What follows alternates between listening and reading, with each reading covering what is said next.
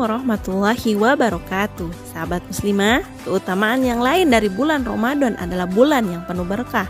Rasulullah SAW bersabda, "Qad ja'akum sahru Ramadana sahrum mubarak." Telah datang kepada kalian bulan yang penuh berkah.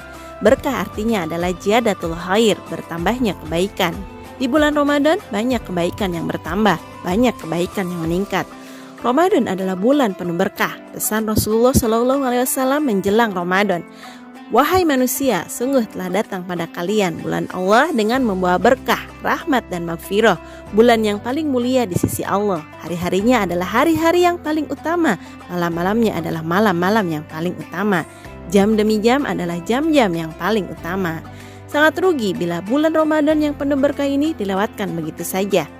Perlu kita merenung bahwa bulan yang penuh berkah, magfirah ini akankah dilewatkan begitu saja tanpa mengambil sedikit pun keberkahan yang terkandung di dalamnya? Ataukah melewati Ramadan ini hanya mengambil keberkahan ala kadarnya?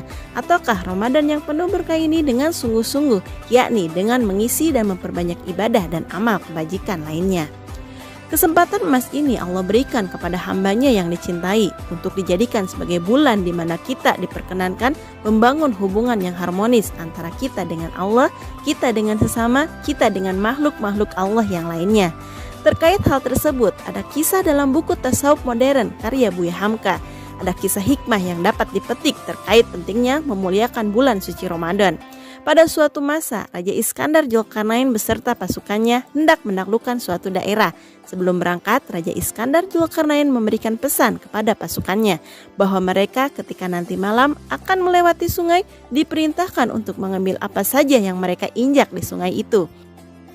Ketika malam mulai gelap, pasukan Iskandar Zulkarnain melintasi sebuah sungai. Dalam kondisi seperti itu, pasukan yang sebelum berangkat telah menerima pesan sang raja terbagi 3 golongan dalam menyikapi pesan baginda raja tersebut.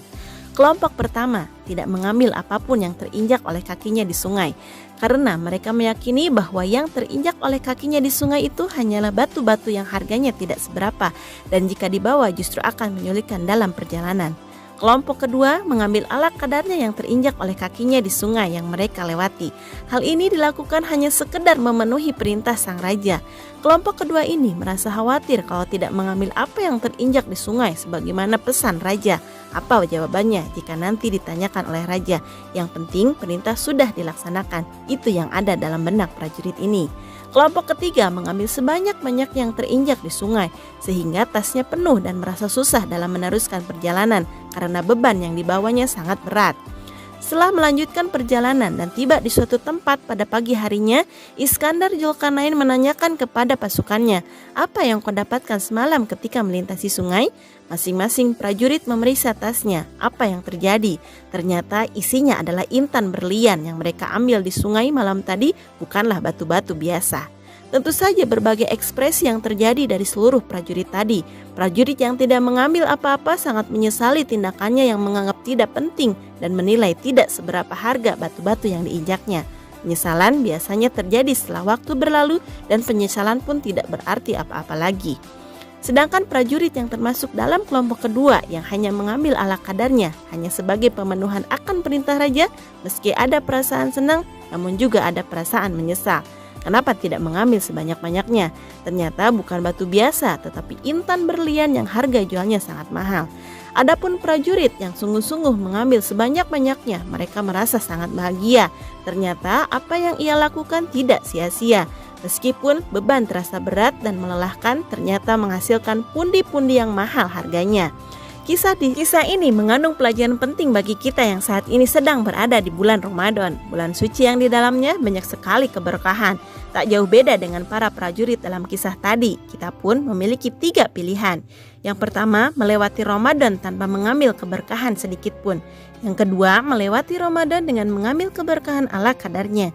Atau yang ketiga, melewati Ramadan dengan bersungguh-sungguh mengambil keberkahannya, yaitu dengan cara memperbanyak ibadah dan amal kebaikan lainnya. Demikian sahabat muslimah, semoga kita termasuk golongan prajurit atau hamba Allah yang beroleh keberkahan Ramadan dan pada akhirnya mampu meraih predikat takwa.